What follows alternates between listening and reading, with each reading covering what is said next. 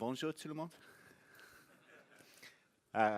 Chaque fois que je vis en France, j'essaie de parler français, mais les Français mieux parlent anglais que moi.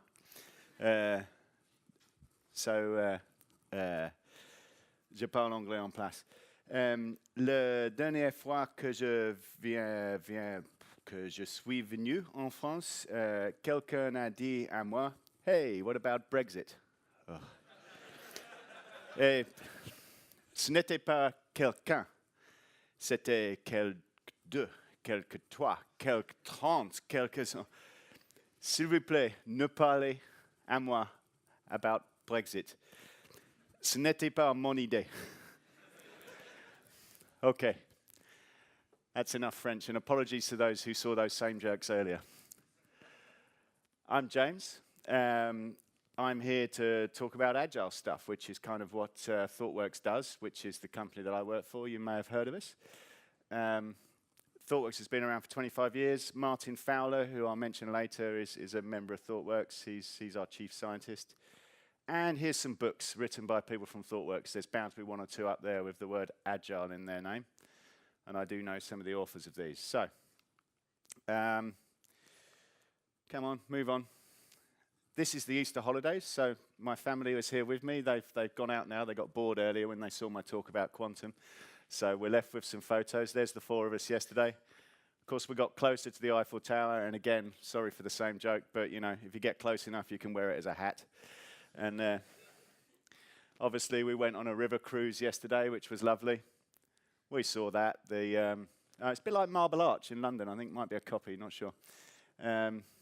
We saw this upside-down fountain on the Champs-Élysées, which I thought was rather magnificent. Squirts water downwards rather than upwards. Beautiful, though. And then here's normally I show a picture of me getting drunk, but because I've got my family here and because I've got to run the London Marathon next week, the only person that overindulged was my daughter with that thing. And earlier on, just to show the best way to end a family holiday is to all go and watch Daddy talk on stage. So, oh, that didn't quite work right, but there they are anyway. So, what am I actually here to talk about? I think Agile is a dirty word is based on the fact that I've seen people talk in these terms. And this talk is about how we've come across it as consultants and what we can do about it, whether we truly believe it's a dirty word and how we can address it. So let's start off with how did Agile become a dirty word? And I'm going to start with a little quiz. Now, does anybody know what country that is? That's Laos. That country there is Algeria, I think. That is Congo, one of the Congos. That is, oh gosh, Timor-Leste. That one is it Ethiopia? Yeah, Ethiopia, not Eritrea. Eritrea is the one that got cut off the right. And I think there's one or two more. I think everybody knows that's North Korea. Couldn't find a picture with just North Korea highlighted. Don't know why. And finally, Sri Lanka. Does anybody want to hazard a guess as to what these countries have in common? No, it's not Brexit. These... Oh, hang on a minute. I've got another one. Sorry. That is Nepal. So these are the countries in the world who have the word democratic in their official name. Now, does anybody think those countries are democratic? Interesting question. So I thought to myself, people brag about being democratic. Are they really democratic? Now, you can probably make a guess, but I thought I would actually do the research. So I did. There's something called the Democratic Index, and this was the result. You can see that DR Congo, the allegedly democratic Republic of Congo, 165th out of 167. And of course, the People's Republic of Korea is on here, democratic, 160, the least democratic country in the world. These are the self-proclaimed democratic countries. Interesting. So just for balance's sake, I thought I'd compare with some other countries. There's Norway's number one. It's a full democracy. Interesting, it has the word kingdom in its name.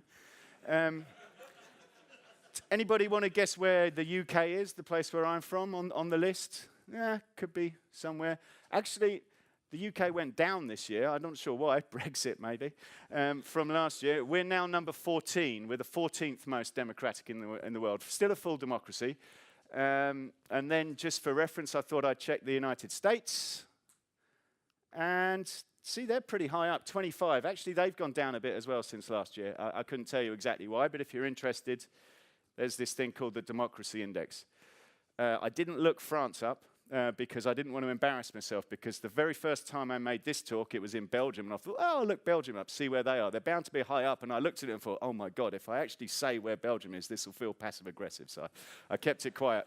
So I didn't want to put myself in that state with France, just in case. So, what are we saying here? Why do these countries call themselves out as democratic? What's wrong with that, and why am I bothering to talk about it? I wanted to go to this slide, yeah. I've adjusted this by accident. I often hear our clients saying things like this, and this is my point. If I go into a new engagement and the CTO says to me, as this chap did last year, well, we've been doing Agile for 2 years. Well, you're not, right? If you say that, for 2 reasons. Number one, it's not something you do, it's something you are. It's a culture, it's a mindset, it's everything else. It's not a set of procedures and so on, as we'll see. And secondly, if you have to brag about it and put it in adverts, and if you see a job advertisement that says, hey, we're Agile, it's like, really? Or are you really the Democratic People's Republic of North Korea? So, I'm going to jump back to this slide. So, Agile's become a dirty word, and it isn't just Agile that is a dirty word. Here is a list of words that I have seen become toxic. Some deliberately slow, mentioning no names there, Scrum, sorry. But those other words are words that can become toxic. You know, so why? And what can we do about it? Okay, there he is again. This guy you'll see again, he's representing all of my clients that we, well, they're great people, obviously, my clients, all of them. So why can it become like that? Has anybody heard of a cargo cult? It's a word we throw around a bit. Yeah, thank you. At least one person in the room. Oh, more than one. Great. At the end of the Second World War, wealth had been brought to certain Pacific islands, so the story goes, by American airplanes landing, you know, to drop off war supplies. And the locals got wealthy out of it. They, you know, stuff like food, stuff for building stuff was delivered, and it was great. Everybody prospered. At the end of the war, the Americans moved on. They didn't need those Pacific air bases anymore. And it is said, and if you follow that link there are places in the Pacific where, because the planes went away, they thought they weren't doing it right. They built runways. They built things like effigies of controllers doing this, and they built the control towers because they thought that would bring the aeroplanes back. Because they didn't understand why the aeroplanes had come. They just went through the procedures that the Americans had done while they were there, and in their mind, that drew the airplanes. Now, this is what we see a lot in Agile, particularly with Scrum. I'm doing this ritual. I'm doing that ritual. Our teams are doing everything right. Why isn't it working? It's because you are following a cargo cult, more often than not. You are doing the rituals without understanding why you're doing them, and that's a very, very important idea, which we'll come back to. Another thing I'd like to call out for one of the reasons why Agile has become toxified is that many, many, many people think that Scrum and Agile are exactly the same thing. And let me stand here and tell you they are absolutely not. Now, I think there are some good ideas in Scrum, and I think Scrum, I'm not going to dismiss Scrum, but it is one of the chief perpetrators of Agile becoming dirty is badly applied Scrum methodologies. And that idea of cargo culting, people following the manual, consultants going in and saying, here, look, all you need to do is this, then everything will work. That's not right. And there's an article on ThoughtWorks, if you want to read it, about the rise of fake Agile, in which there's a lot of this is put forward and talked about how fake Agile has come along. So what does dirty look like? Well, I hope that not too many of you have experienced too much of this stuff in your day-to-day life. Sadly, I do. Here's a great thing that happens a lot. Somebody, probably because they read in the Agile manual, I've got to release more frequently, and maybe they didn't do the groundwork, maybe whatever it was, it went wrong. It happens. The release goes wrong. But probably because there was too much invested in that release, everybody went mad over it. And someone says, let's do more testing. We need more time to do more testing. Well, what does that mean? Well, it causes the cycles to get longer. More and more stuff gets released until before you know it, you're in something like a 2-week, 3-week release cycle. You're doing a big bang again. You might be playing stories, and your teams are all playing stories and going, here's a story, here's a story, here's a story. But then at the end of it, you do a big bang release. What does that do? Well, more things being released. What does that do? It raises the likelihood of, hey, presto, another bad release. More testing, more process, more unnecessary stuff gets lumped on top of what you're doing. People still saying, oh, we're doing Agile. Well, you're getting further and further from the Agile principles every step of the way. And then this was actually a thing that I did for a client once, which was why that happens afterwards. I was trying to hammer the point home. And one thing that can grow up is risk management theatre. Now, I've blogged about the concept of risk management theatre there, and it's not an invention of mine. I don't know who invented the phrase, but I think everybody's experienced a process which has outlived its usefulness, but which nobody can get rid of. Nobody owns it. Nobody practicing this process understands what it's for.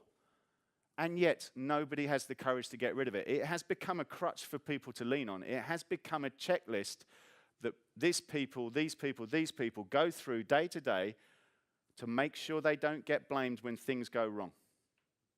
Not to add any value, but to make sure they don't get blamed when it inevitably goes wrong.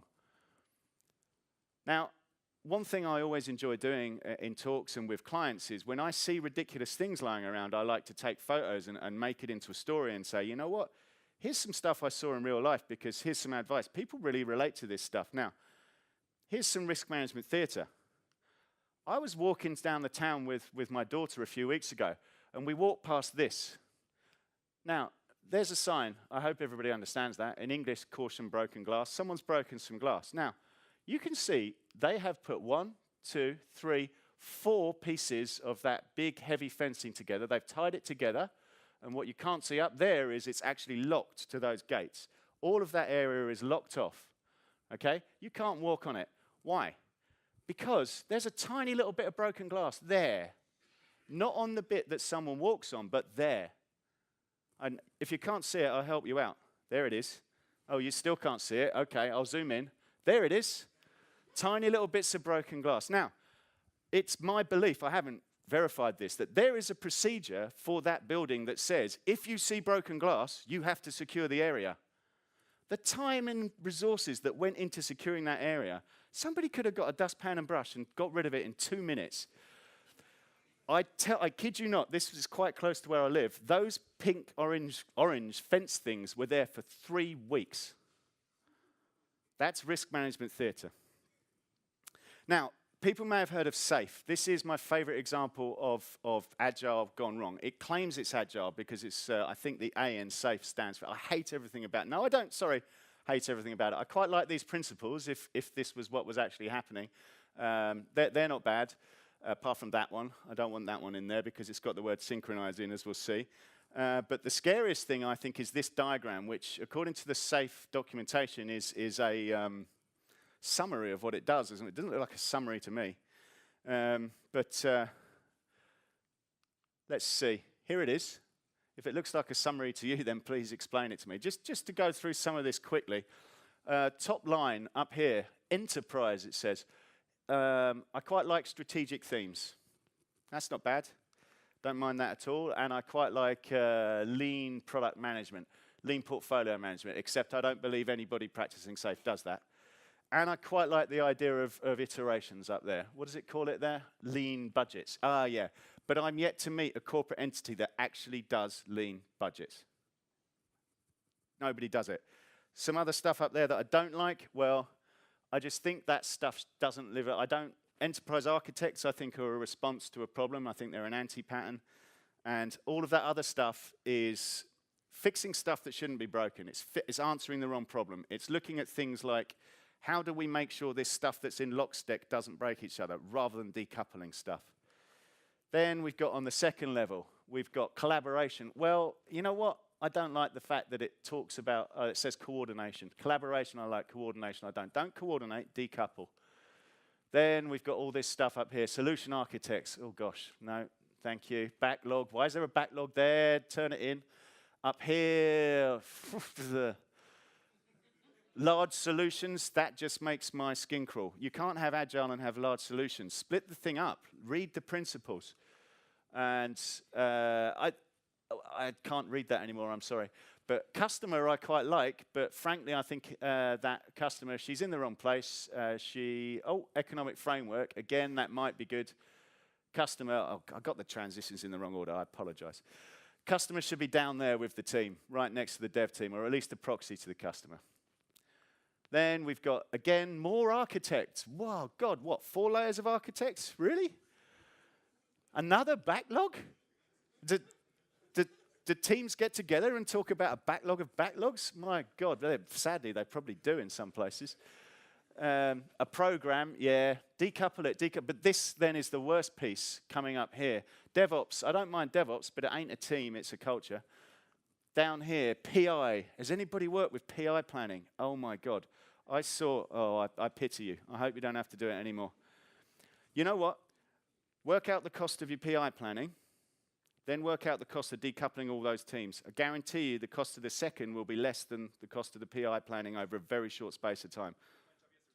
Oh, great. That's probably why. But maybe the cost of decoupling wasn't less. But this was an argument I put in one place. Your cost of decoupling is less than your cost of your PI planning. So we don't like any of those PI planning things. So I don't know why I've got across there. I think I was going mad on them. And unfortunately, I can't. I don't have a little monitor to look at. Anyway, what do I think of SAFe in general? I think, and we're getting there in a moment, it's actually command and control masquerading as Agile. And I think that a lot of these frameworks are.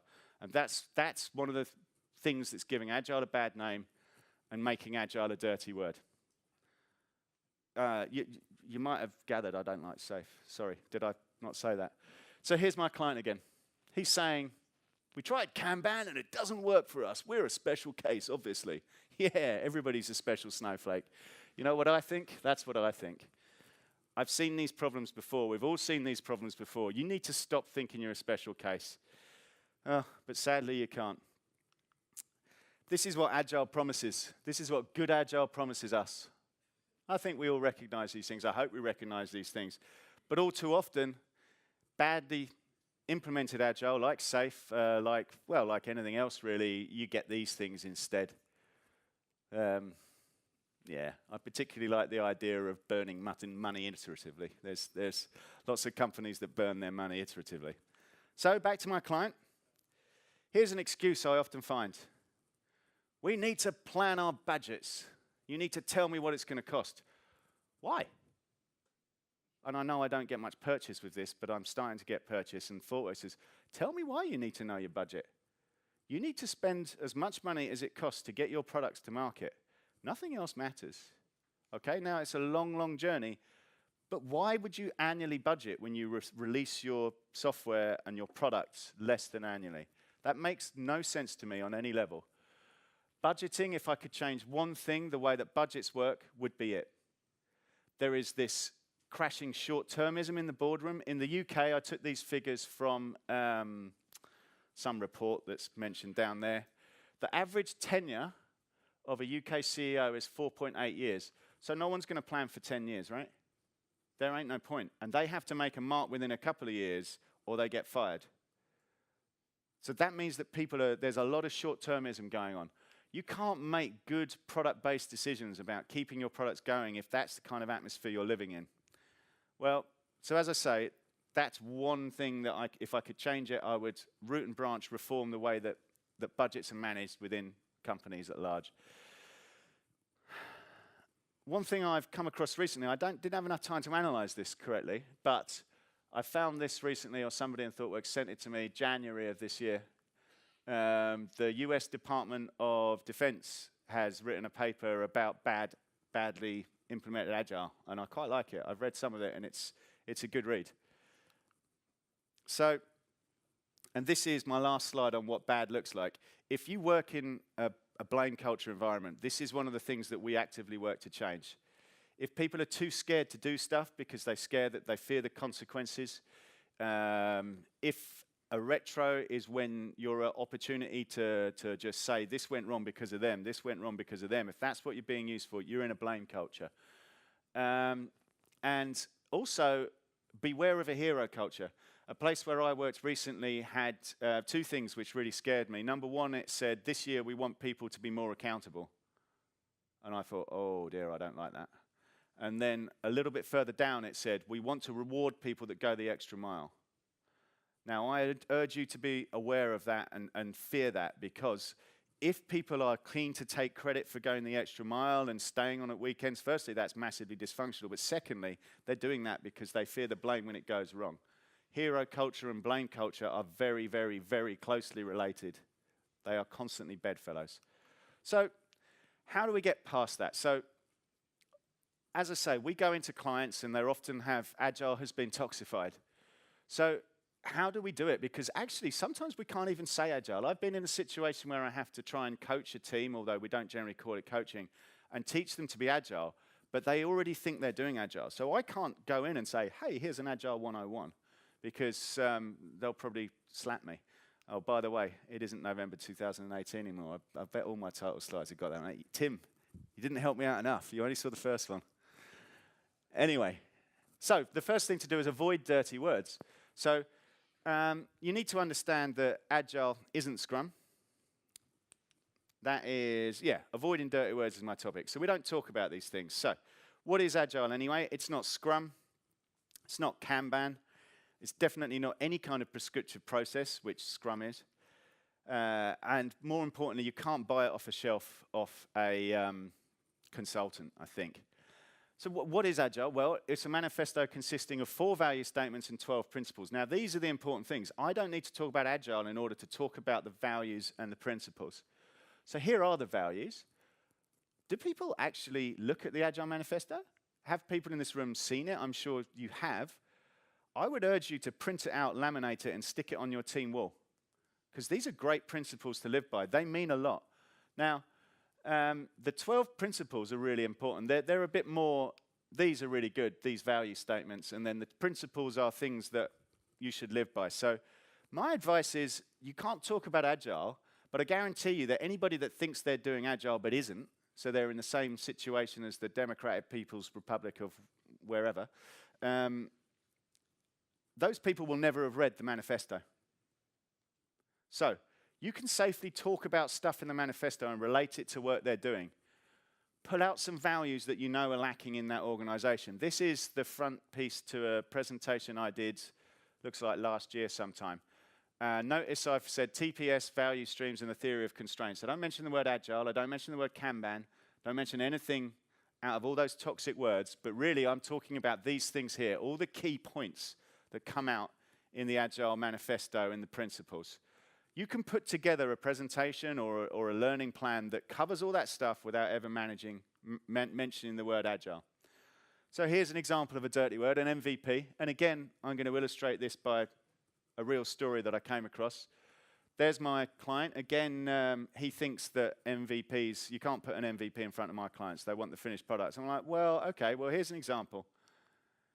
This is a picture. That's one of my colleagues, one of my friends, Fu. We wanted to do a picture of that thing where, you know, in stupid films where you get the green glow on the face of the hacker and they go like this, typing away really quickly as fast as they can. They get a green glow off the computer screen. So, and we put this picture in the company internal magazine, right? So there you go. It's a lovely result. We got exactly what we want. So how did we actually make that picture? Well, this is how we made it. You'll notice the high-tech equipment is a bottle of fizzy water. There's the torch on someone's phone, and there's my other colleague, Sam, who's trying hard not to piss himself with laughter while we make the photo. That is a great example of a low-tech MVP. It works. It delivered everything the client wanted to. You can use this technique often with your clients to get them, or the people in your company, to move into the way you're thinking. There you go, MVP. So, interestingly, a word that isn't dirty, never will be, is waste. Talking about waste is something that's really useful in clients because it can start the conversation coming around to things that you really do want to talk about. Value stream mapping. This is a simplified value stream map. So it's one that I actually put into a presentation in a client. The green stuff adds value, the red stuff doesn't. And that's time going forward. This is like the lifetime of a story. So you've got some, oh God, that S always flips over when I put it into PowerPoint. You've got some analysis, some dev work, some QA work, and some release work. And then there's a load of waste down the bottom. And I deliberately put code review there because I wanted to have a conversation about dysfunctional code reviews. I know that's controversial.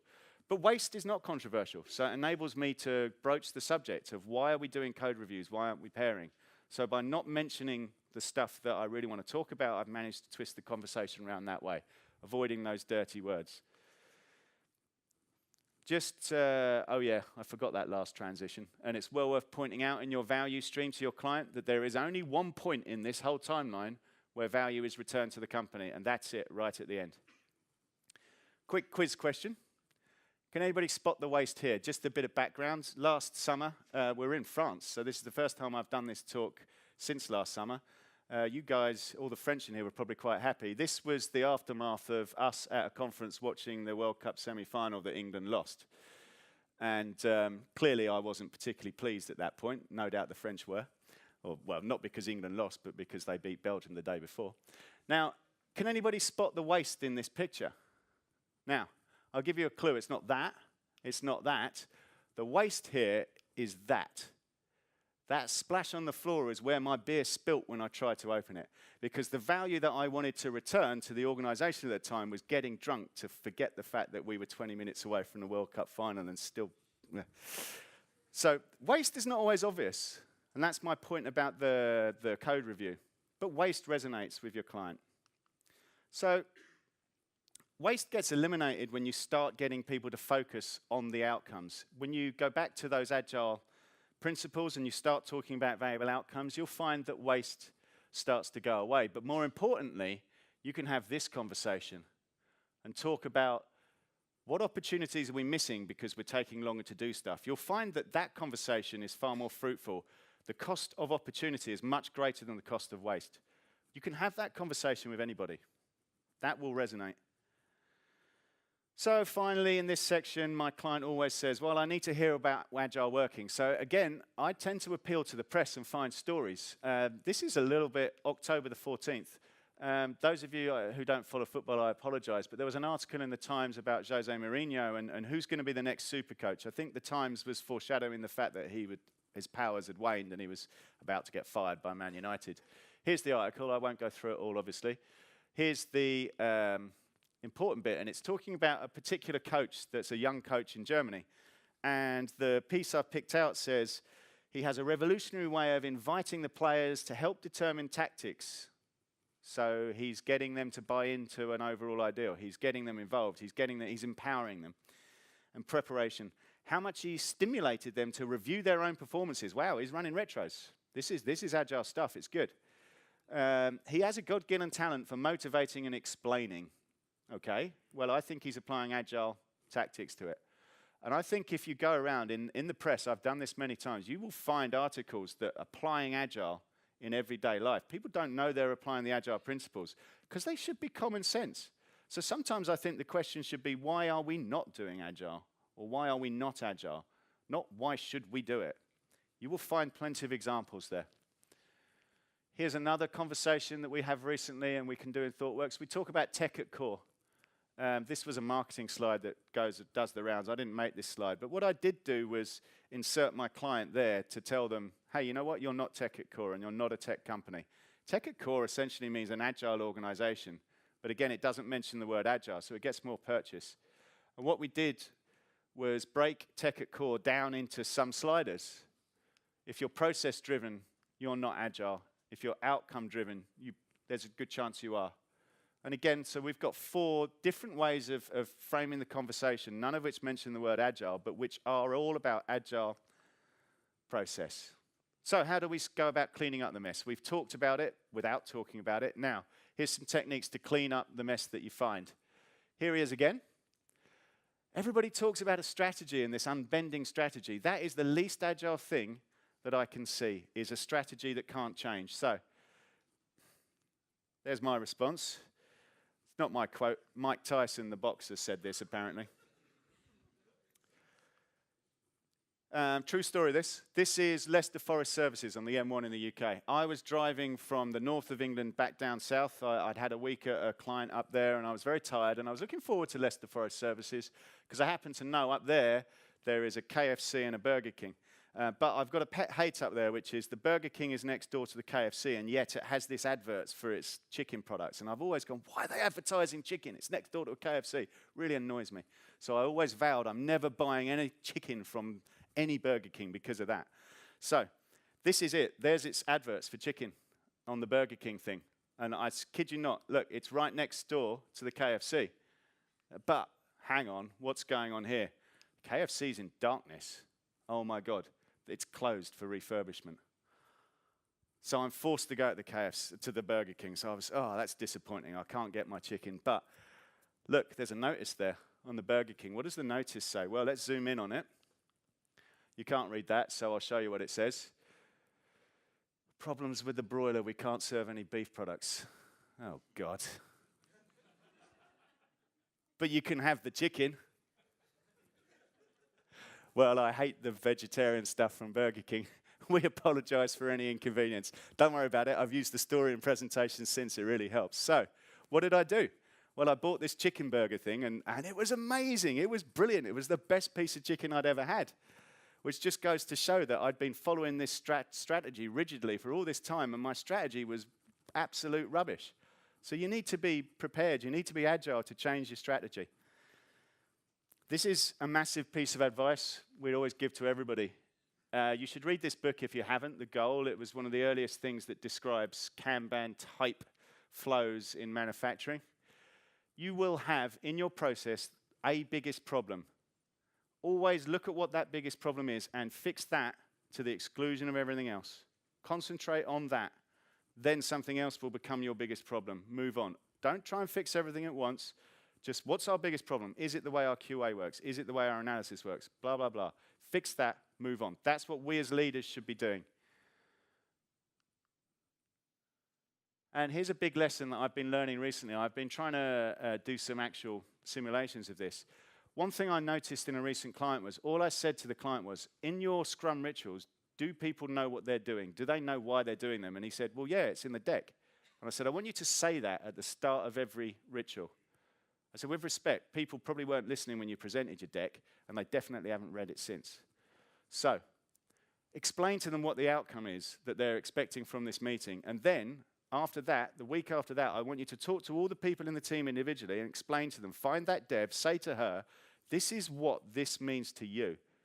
If her personal motivation is to not be shouted at by this nasty stakeholder, explain why having a backlog in a good state will prevent her being shouted at by the stakeholder. So look at those outcomes for the team, for the company, then look at the outcomes from a personal perspective. Just do that. That's all I said to these people. 3 weeks later, they came back. I've been working with this client. Everything's working a lot better. And he says to me, wow, what have you been doing? Everything's working really well. And I said, nothing. All we've done is you had those conversations. So bear that in mind. A small tweak, a small little nudge in the right direction can have big changes. And then, the biggest thing I can say is just outcome over process. Outcomes are what you should be striving towards. The process that you use to get there doesn't really matter. Change it if it's not working. And I think everybody needs to buy in. We as leaders need to sit down and get everybody else to make the decision. We can guide them towards the right decision, but they're more likely to buy into it if they all came to the decision together. Sit them down in a room, get them to make the decision that they need to make. And again, sometimes you just need to show a little cartoon that's going to help. What's tech debt? Why do people not fix tech debt? Well, I generally find this cartoon and show them. That's worked pretty well for me in the past. And here's a tech debt workshop that we ran. The idea of this was to show the product people why them pushing people not to fix tech debt would hurt them. We found these feedback loops. I can't remember which way around it was, the pinks and the blues. One are tech debt things like a missing test or some badly written code or some refactoring not done, and the pink things are consequences. and then the cause and effect had a feedback loop. It was brilliant when we did this. The product people were now realizing that they were causing their own problems. So by getting everybody in the room, getting everybody to buy in, we started to get to a better place. So what does it look like when everything's clean? Well, I hope you get to... I like that. I don't remember doing that. Maybe I did that late one night when I didn't realize it wasn't November 2018 anymore. So this is the ultimate goal we're looking for. We're looking for autonomous cross-functional teams. We talk about this a lot in ThoughtWorks. I hope we talk about it a lot elsewhere. Every team needs to be empowered and capable of delivering their own outcomes. Once everybody is empowered and capable, they feel like they can do it, they feel like they have a voice, everything will flow from there. And those are some of the earliest principles in Agile, is to empower the team, give them everything they need. And in order to get there, you need to realize that there is a big decoupling thing that needs to happen. And that takes time. So there's technical solutions that have to be put in place. I'm not here to talk about them. I conveniently gloss over technical solutions. But to the gentleman near the front who did SAFe, yeah, maybe you didn't get to that decoupled place. So you need to decouple all the teams. Otherwise, you've still got... The teams can't deliver their outcomes on their own. So the most important thing is every team needs to have a clearly articulated goal and value statements. Now, I just joined a new client 2 weeks ago. Once I met everybody and got to know everybody a little bit and started to understand our problem, the first thing I did was say to them, so what's the team goal? And they're like, okay, what are the team values?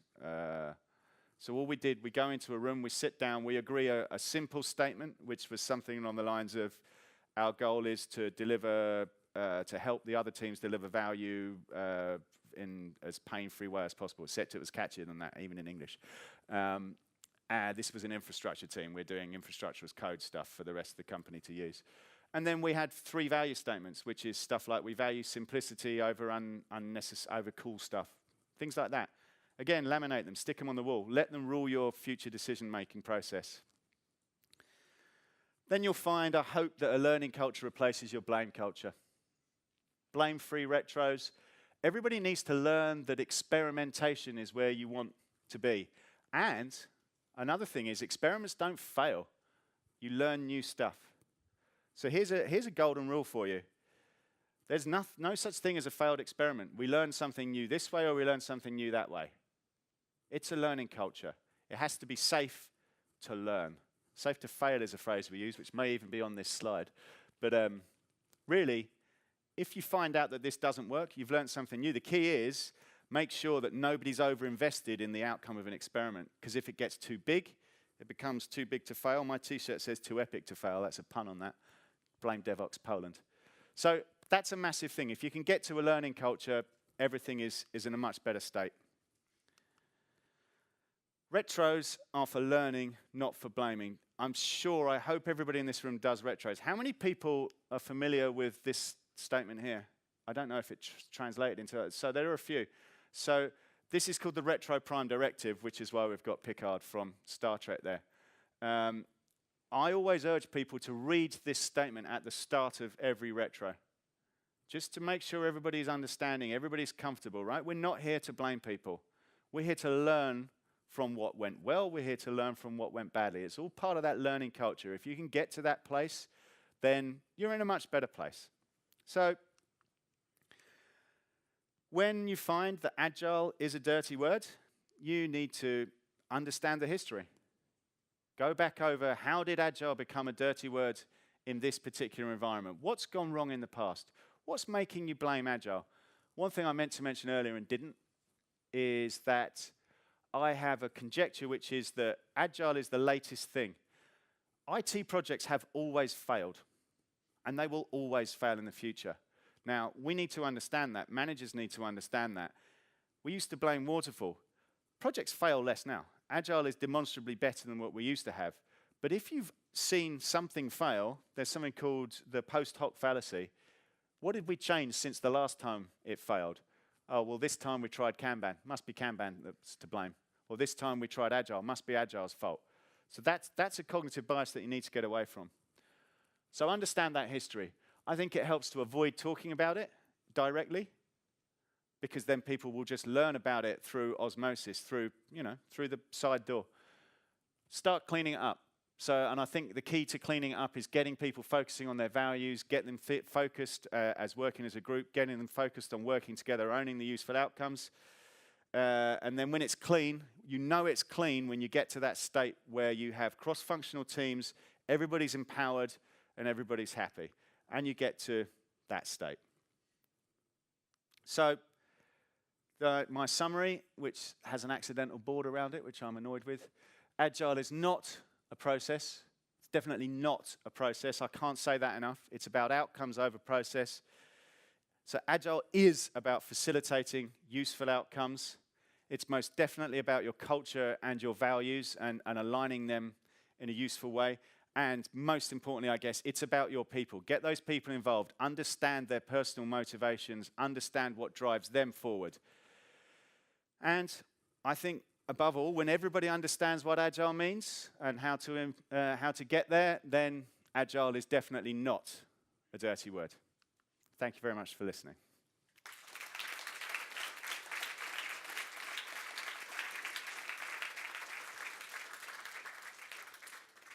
I've got 3 minutes, 50 seconds for questions, if anybody has any.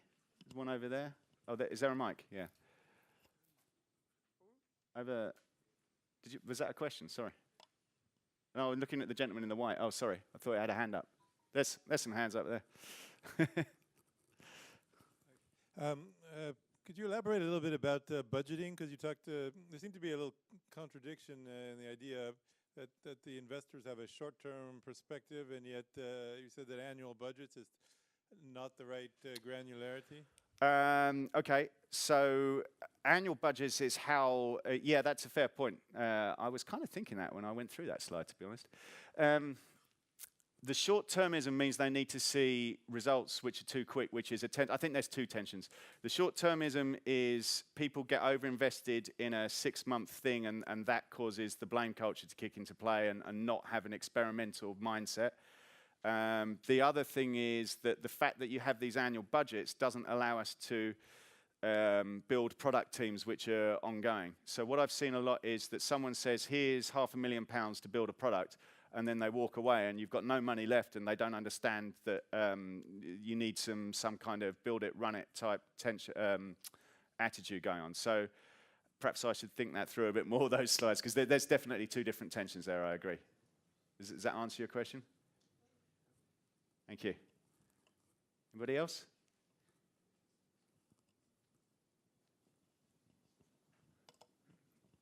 There's some books, by the way, that you might want to read while we're waiting for the mic to go. I thoroughly recommend all of those. Hey. Yes. Oh, thank you for your talk. Thank you. I was wondering about code review. In my opinion, code review is about quality, built-in quality, and learning moment also. Yep. It's also good for team building. Okay, so what outcomes are you looking for from a code review? Oh, I don't know how to say that in English.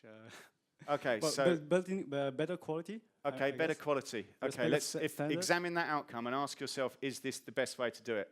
Is my thing sitting in a queue to be looked at by somebody else to then have a conversation which bounces backwards and forwards, probably for a day? And all the comments I get back are things like, the style is wrong here, you used a 4 each when you should have used a 4 int because it was better. Nobody who does a code review ever understands what the code is supposed to be doing. I mean, I know I'm generalizing. And there's definitely a place for code review in distributed teams, may I say. But every outcome that you can possibly think of for what a code review is designed to deliver can be better delivered through pairing and through other methods of context sharing. I have not come into a place where I see real value added from code review that can't be added better in other ways. Isn't pair programming some kind of code review, in my opinion? Absolutely. So the code review that I had on that particular slide is based on what we were seeing in the place that I was working, which was essentially, do a pull request, wait for 2 days till somebody picks it up, then that person writes some useless comments, and it comes back, and it gets thrown over the wall backwards and forwards. That's the type of code review that I was calling out as waste. It's definitely not waste for people to see each other's code. So, yeah. Does that answer your question? Thank you. Anybody else? Got 15 seconds left. If you were English, I'd do the countdown noises, but, you know, I can't. Okay. Well, okay, thank you very much, everybody.